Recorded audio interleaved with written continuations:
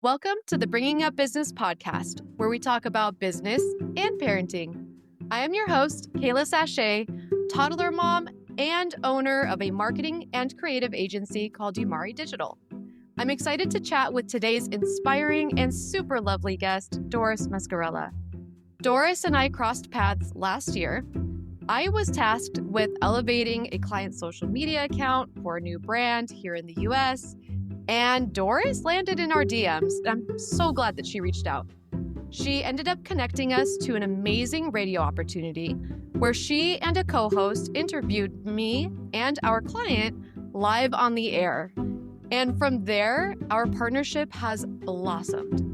I want to share her story today on Bringing Up Business because her story is incredibly inspiring. She is the founder of Doris Business Development, a boutique consulting firm that merges the influence of media with the appeal of golf to drive meaningful growth for businesses. She is also the proud mother of two strong and capable young women.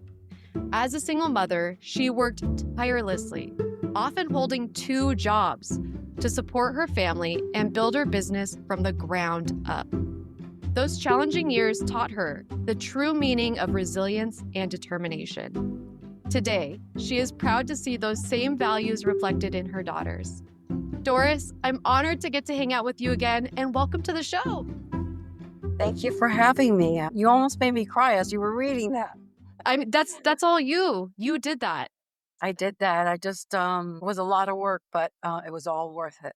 Absolutely. I can only imagine. Can you help us understand your story? Where did you start? Did parenting come first? Did the business come first? What did it all look like for you? So I was married. I had two beautiful daughters, and things went south for me. So my ex-husband left, and he told me before he left, he said, you're never going to make it. You're going to be a failure. And you know what? That fueled the fire. So it fueled my fire, and I said, you are going to watch me. And I have to tell you, it was very difficult. I had to pay a mortgage on my own. I had to raise two daughters on my own. So I decided one job was not enough. I worked in the legal field. I did intake to trial. I managed law firms. I did business development, but it just wasn't enough. So I decided that I've always been into PR and marketing. So I decided I would focus on that, and I started to write press releases. I started to market primarily nonprofit organizations that couldn't get off the ground. Love nonprofits, always giving back. So that helped me. My daughters, I lived in Miami, Florida, and Miami, Florida has what's called the Florida Prepaid College. So that I started when they were very young, which was a blessing in disguise because you never know what the future is going to bring. So be ready and be prepared. And I always have plan A, plan B, and plan C. And I always, even when I was married, I always had plan A, plan B, plan C. So when I was divorced, I already said, okay, well, their college is already in the works. So I don't have to worry about that. I have to worry about that days in, days out. So my daughters graduated from high school and they started to go to college. And of course, they started to work. And what I did is they were growing up. They saw a mother and a father in me. So I would tell them, you have to always be strong. You have to be resilient to whatever happens, and you can't ever give up. And I lived in Miami where they speak Spanish and English. My ex-husband was Cuban. I am from San Juan, Puerto Rico. However, because we lived in the United States, we didn't want to use Spanish. Don't ask me why, because it backfired. We only spoke English in the household. So we only spoke English. So when my daughters graduated from high school, they were trying to get jobs. They were trying to get, and we're in Miami. So my oldest daughter wanted to get into Warner Brothers as an intern. And she went and gave her resume and they said, do you speak Spanish? Because it was Warner Brothers International Division. And she said, no, not really. So they said, we need somebody in Spanish. And she came back to the house and said, Mom, I'm crying, very upset. I didn't get the job. I don't speak Spanish. You never taught me how to speak Spanish. I said, okay, I'm going to tell you what I learned when I came from Puerto Rico. When I came from Puerto Rico, I was 16 years old. Didn't speak that much English. I did understand it, but I didn't speak that much English. And I went to an English class and I got the biggest F. So I went to the teacher and I said, I don't like this F. I want an A in this class. Yes. And he said, well, you're going to have to work for it. I said, I want to speak English. And this was a long time ago, like an American where I have no accent, where nobody knows where I come from. And he says, well, you have to do the following. You have to think in English. You have to watch TV in English. You have to watch the radio in English and you read in English and you don't, and think in English. Don't speak Spanish again. Exactly what I did. So when my daughter didn't get the job, I said, okay, I'm going to tell you what my English teacher taught me. And you're going to go back in a month. You're going to dress in a suit and you're going to ask for the same job. So she did that and she got the job. She worked for them for 8 years. What? Yeah, she got the job and she worked for 8 years for them, which launched her career in marketing. My other daughter, who refused to learn Spanish, and as you know, in high school, you have a second language. You could take Spanish or French. Well, she took French because she hated Spanish. Mm. I'm never going to speak Spanish. I don't want to. So fast forward, she studied and she became a doctor. And she became a doctor, and she wanted to get into a hospital in Miami. And they said, "Do you speak Spanish?" She goes, "No." They said, "Sorry, but if you don't speak Spanish, you can't get the job." Mm. So I went back to the same thing. I said, if you really, really want this job, this is what you're going to do. She's been working in Miami for 5 years and she's working for the hospital. My So gosh. resilience.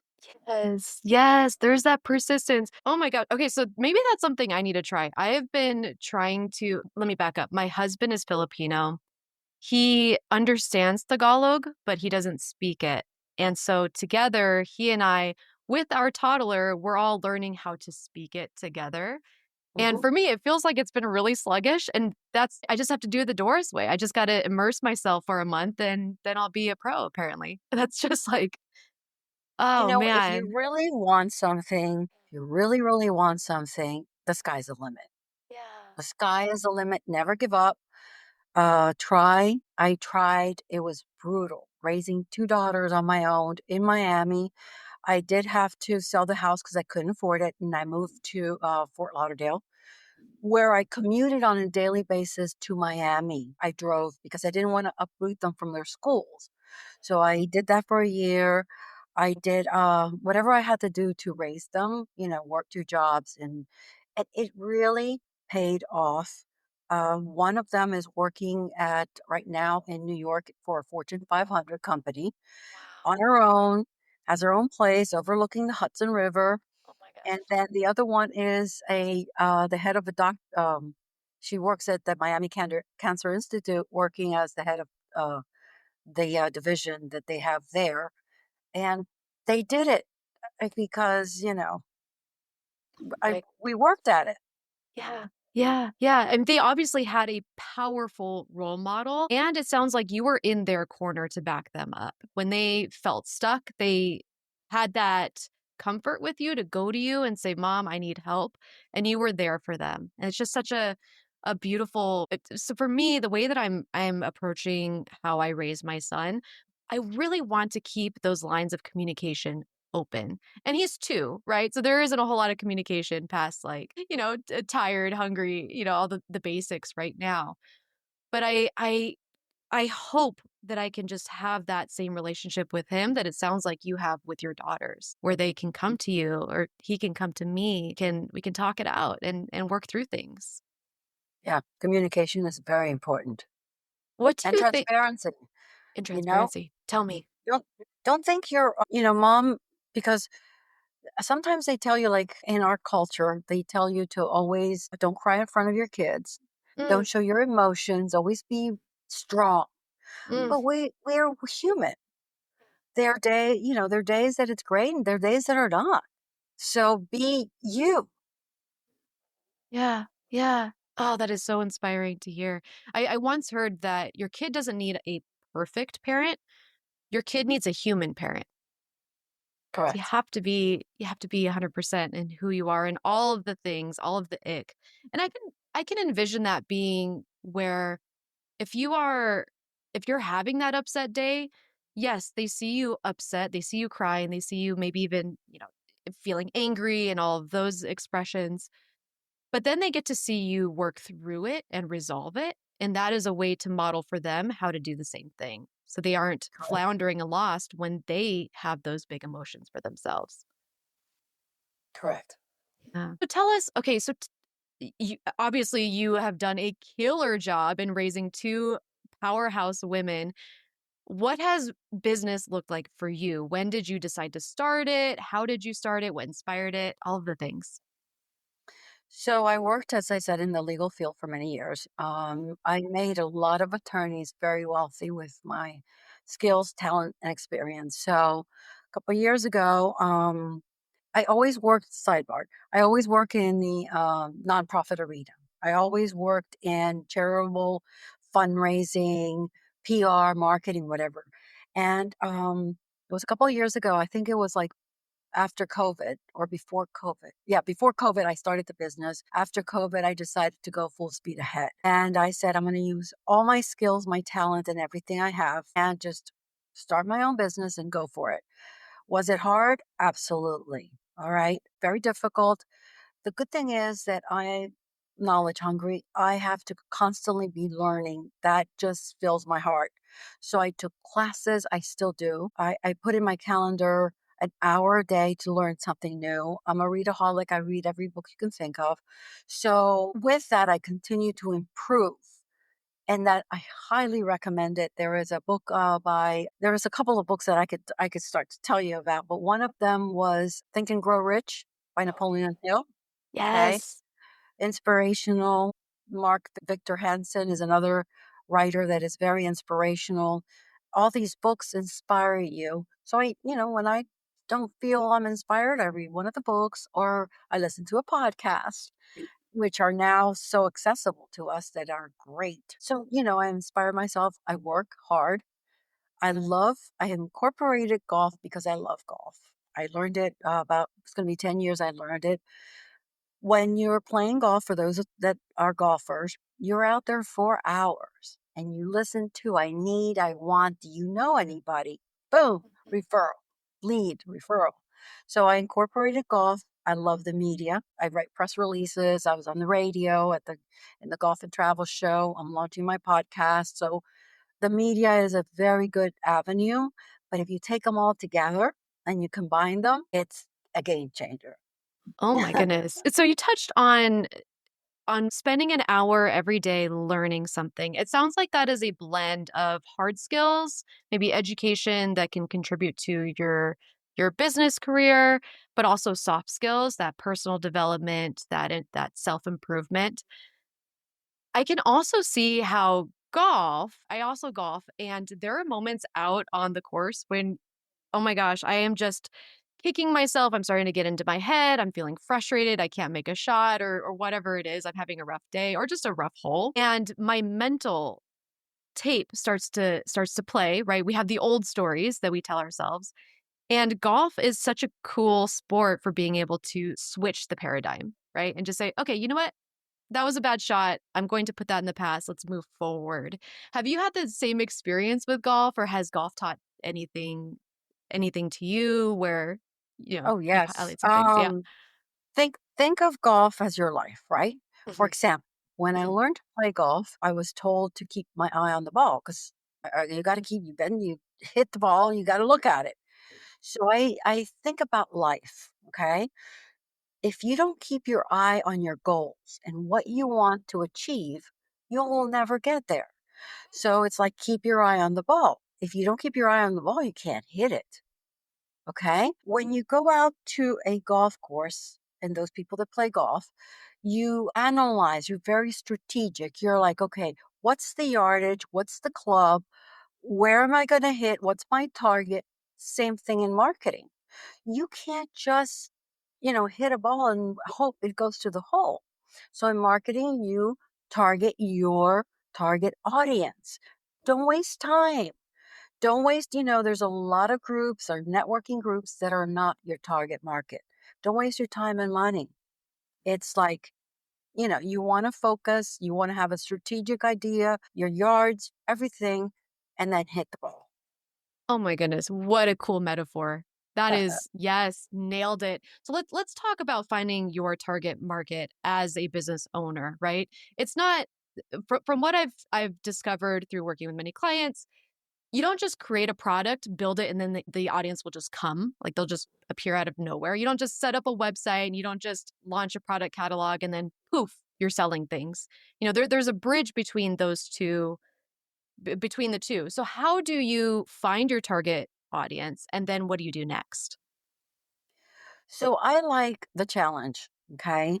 Yeah. So and I get calls and they will tell me, well, I've been doing this for a couple of years and it's not working and whatever. And I'm like, okay, I will think out of the box and I will do marketing out of the box. And they're like, no, no, I want to stay where I'm at. Okay. That's not who I want to work with. I have a client that hired me for 3 months and, she says, it's very difficult market. This is what you have to do. I said, I'm going to try it, but if it doesn't work, I'm going to come back. And I did. I said, this doesn't work. Okay. The way that I think you should do it is this way, out of the box thinking, go directly to the target market. She wanted me to work on one, finding leads one. I said, no. What if I go to a group that earns the amount of money that need to pay your which is pretty much the country club industry that pays your fees. She goes, I've tried to get in there. I've never gotten in there. I said, okay, give me a chance. As of today, we're in 7 country clubs Let's go. because of thinking out of the box. So thinking out of the box, being unique, and the fact that I was a single mother with 2 kids, I had to make ends meet. I had to be creative. I sold Avon, I sold Tupperware, I sold everything you could think of because I had to meet the mortgage and stuff. Same thing with your marketing. Think out of the box. We have a lot of tools. Internet is free. Some of the social media is absolutely free. Target your audience. Yeah. And now, a quick message from our sponsor. If you've ever played golf, you know that it's more than just a game, it's a statement. Omnix Golf is providing golfers a bold new way to express themselves on and off the course. Their premium golf bags and accessories combine top-tier functionality with standout style, empowering you to bring personality to your play. Whether you're aiming for a clean, classic look, like my Omnix golf bag, or you're looking for something that turns heads at the tee box, Omnix has you covered with gear that's as unique as your fashion. Designed for performance and built to last, every Omnix golf product reflects their commitment to quality, innovation, and individuality with unmatched, unrestrained, and vividly bold golf bags. If you're ready to elevate your golf game and style, visit omnixgolfusa.com and try a new bag with their 6-month guarantee. And you can save 10% on your Omnix Golf order with coupon code BUB. That's omnixgolfusa.com, coupon code BUB. Let your gear speak for you, because at Omnix Golf, the course is your canvas. Thank you for staying with us, and back to the show. What advice would you give to the business owner who is afraid of putting themselves out there? And more specifically, there is a crossover between marketing and sales. No matter which, you have to put yourself out there, get in front of the people who you need to get in front of, and you need to give the pitch in one way or another. So what would you say to the business owner who's like, I don't like marketing, I don't like sales, it makes me uncomfortable? What do you do? What do they do? Okay, so if you have the resources, you hire somebody. Mhm. Okay, you hire Yeah. somebody. If you don't have the resources, train. Okay, read, take courses online. One, I am a big fan of LinkedIn. LinkedIn offers courses that you can learn. always learn, always constantly evolve. Because what you're doing, if you're doing, and then there's a saying that says if you're doing something and you repeat it and you repeat it and it's not working, then stop. Reinvent yourself. There is a book that I highly recommend. It's called Twist. Oh, what's Highly twisted? recommend Twist. Twist your brand.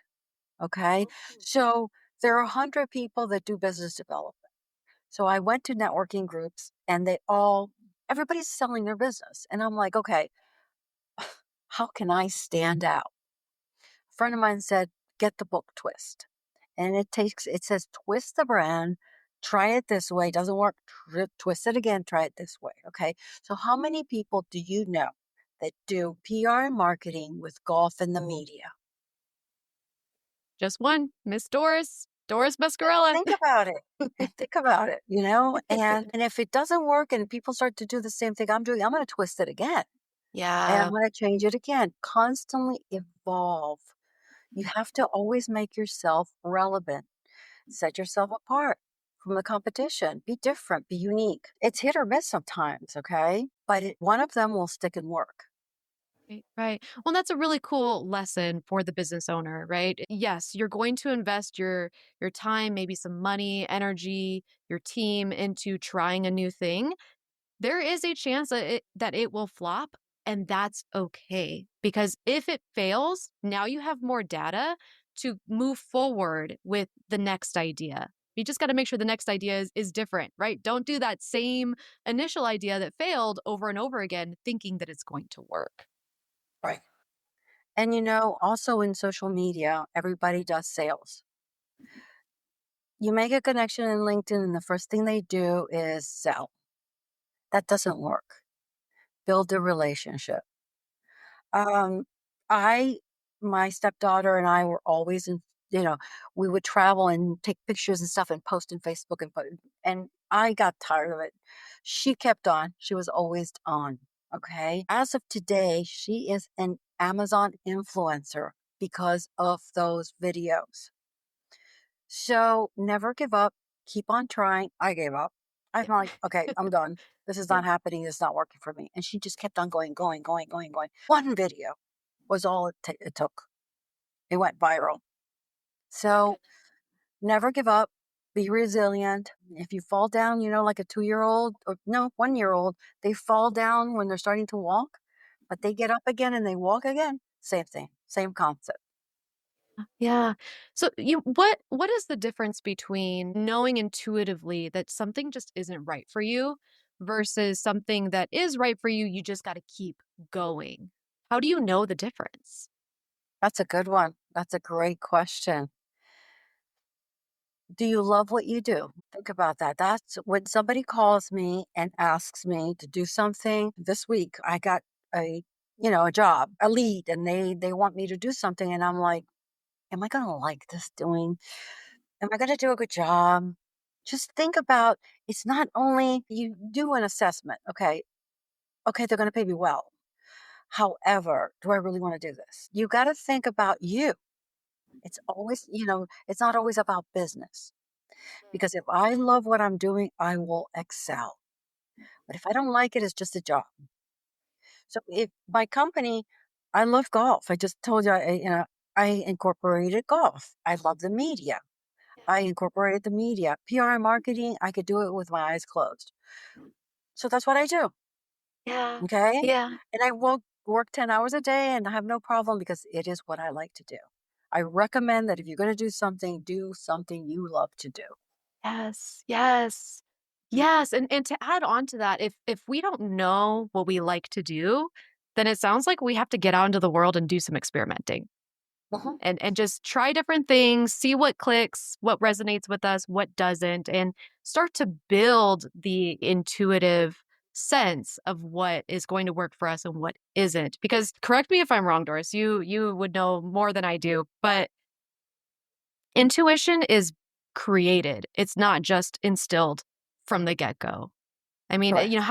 how much of that is learned versus organic and instilled in us?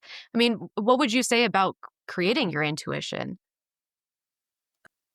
Maybe we automatically create it. Think about it. And then we develop it. Yeah. Oh, we're getting deep here. What made you go into graphic design and what you do? Because I've seen your work, it's spectacular. Thank you. That really means a lot. Oh my gosh. So I was a lucky kid in that I had two really supportive parents. If I wanted to play with photography, they would get me a camera, which at the time was a little film camera, and I would play with developing the film. Later on, when the computer started to become a more normal household item, they got me a computer and I played around with different software. I actually played a lot with creating video. And in high school, I took a video class, learned how to edit and play and add in music and do all the fun stuff. And so I thought I was setting sail for a film school. Well, at that same time, I found out that I had the opportunity to get a full ride scholarship at Caltech, which is a huge engineering school here in California. And so I was like, okay, do I get into the arts or do I take advantage of free college? And I had to sit with that one. And I thought back to all of the different things that I like to do. And unfortunately for my wallet, but fortunately for my soul, I realized that engineering just wasn't it. I had to go into the arts.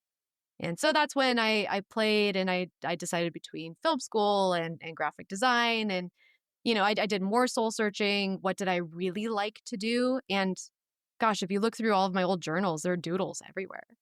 I like playing with different typography and, different ways I could play with letters and shapes and colors. And, my old bedroom is a bright teal color with all these band posters that were just so Nice. beautiful to look at. Yeah, and I saved like hang tags and stuff from clothes. I mean, I just loved graphic design. And, Yeah, long story short, I think that was the right choice for my soul. there And you I'm go. super glad I did that. So yeah, if that's not a lesson for everybody, look, it's choosing not to do something, choosing to do something with passion versus money. The passion will feel more fulfilling in the long run. Absolutely. But the money is Absolutely. important too. The money is I important know. too. I know. Yeah. But if you're very good at what you do, the money will come. Think about it. Ooh, The money will yes. come. And then you Yeah. can ask your price. Ooh. So Absolutely.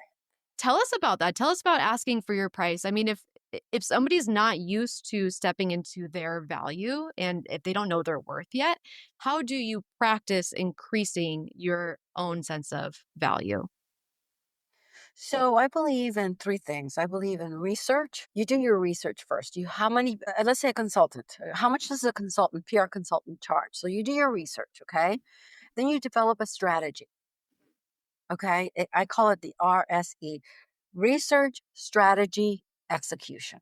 Mm. All right? The three things. Research strategy. So before I became a consultant, I researched it. I created a strategy and then I executed. People will say, we're not going to pay that.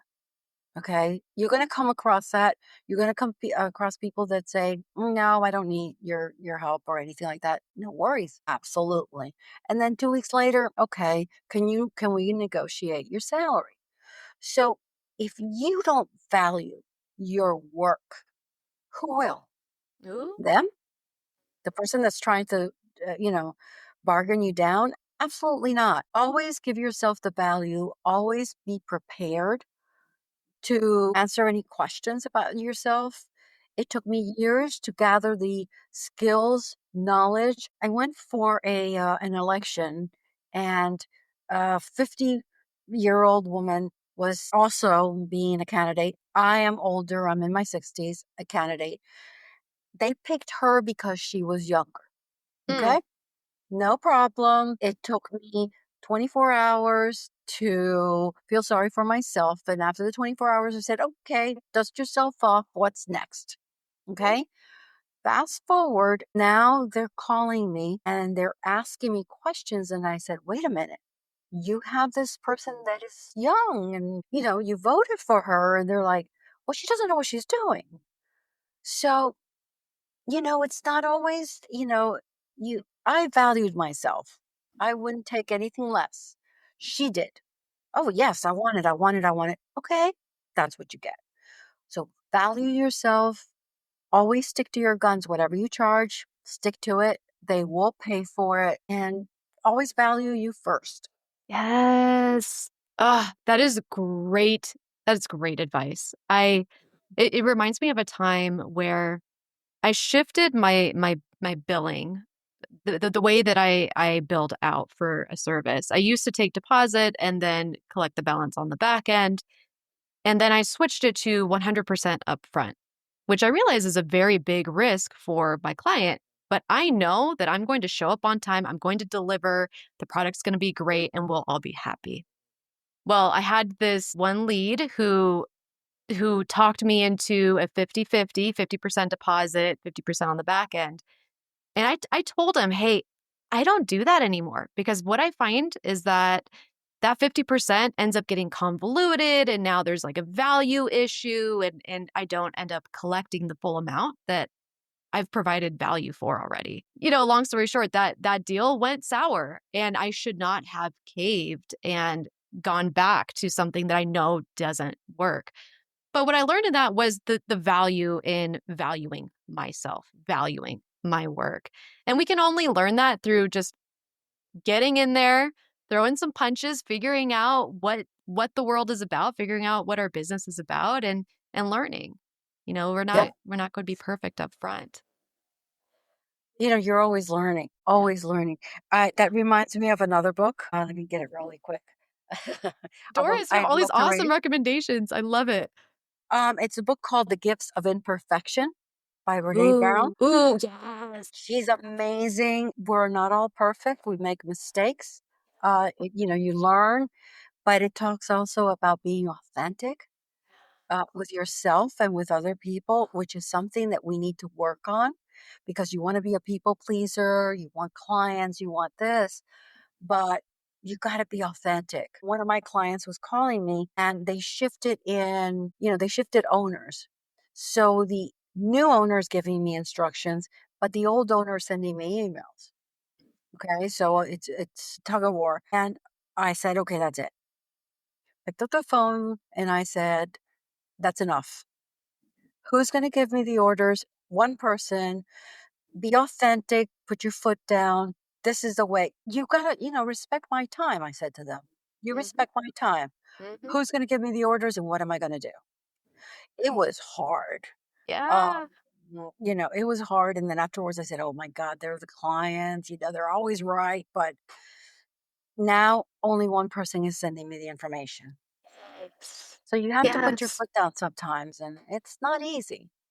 It's not because I imagine going through your head at that moment was maybe a little scarcity reel. Like if I put my foot down, then they're going to fire me and now I'm Right. out of a client. I got to get somebody else. Hmm. Yeah. Yeah. Yeah. No, it's important to hold our boundaries. And on that note, how do we hold our boundaries both as business owners and as parents? What does that look like? Boundaries is something very, very important. Okay. So I used to work like 10 hours and people would text me 7 o'clock in the morning, 6:30 in the morning, 10 o'clock at night. And I said, I read another book that talked about boundaries because you don't have a life. So I took my phone and now I block all the calls that come in before 9 o'clock in the morning, unless they're my daughters. And I block the calls after 5 o'clock unless they're my daughters. I do not answer emails and they come through my phone. But I do not answer emails until the next day at 9 o'clock in the morning. Respect my boundaries. It's the only way you're going to have a life, you know? And if you don't do it, nobody will do it for you. You're Yeah. not going to lose a client because you didn't respond at 10 o'clock at night. Yeah. Okay. So Yeah. the next day, respect it. And once they get used to that, it works. Yeah, yeah. So what we're Yeah. learning is if a client doesn't respect your boundaries, or if a client isn't willing to pay your price, or if a client is trying to talk you down into something you're uncomfortable with, then it's just not a good match. And that's okay. They can find somebody else. You are bound to get more clients or more customers or whoever it is that your business model entertains. So Absolutely. yeah, Absolutely. yeah. Doris, this has been an amazing conversation. Can you tell us where people can find you? My website is dorisbusinessdevelopment.com. I'm also on LinkedIn and I'm on social media a lot. I have a TikTok and everything. And they're welcome to, there is a 15-minute conference that they're welcome to go online and just schedule. And I'll be happy to help them in any way I can. And thank you for having me. It's been great. Hope we continue to work together. Your work is amazing. And, but yeah, I want to keep on working with you. Absolutely. We definitely will. I so love having you in my circle. You're just such a lovely, bright light, and you're inspiring as heck. Oh my goodness. Thank you. You're amazing. Thank you for being on the show, Doris. Absolutely. Thank you for joining us on Bringing Up Business. If you could, please take a moment to subscribe to and rate the podcast on Apple, Spotify, or wherever you get your podcasts. You can follow us on Instagram at bub.podcast. That's BUB.podcast. Finally, we'd love to get your feedback. If you have a comment or a guest idea, please let us know on our website, bringingupbusiness.com. Until next time, thanks for joining us. Say bye-bye. Bye-bye. Say bye-bye. See you later. Bye-bye. See you later. This recording is for informational purposes only and should not be considered business advice. Opinions expressed are as of the date of recording and are subject to change without notice. The views and opinions of guests on this program are not necessarily those of Umari Digital and its affiliates, which together we refer to as Umari Digital. Umari Digital is not affiliated with guests or their business affiliates unless otherwise stated. Umari Digital does not guarantee the accuracy or the completeness of the data presented herein. This recording is for informational purposes only, and the information, data, analysis, or opinion it includes or their use should not be considered business, financial, or legal advice. Umari Digital shall not be responsible for any decisions, damages, or other losses resulting from or related to the information, data, analysis, or opinions or their use. All business decisions are subject to risk, including possible loss of capital. Individuals should seriously consider if a decision is suitable for them by referencing their own financial position. Thank you.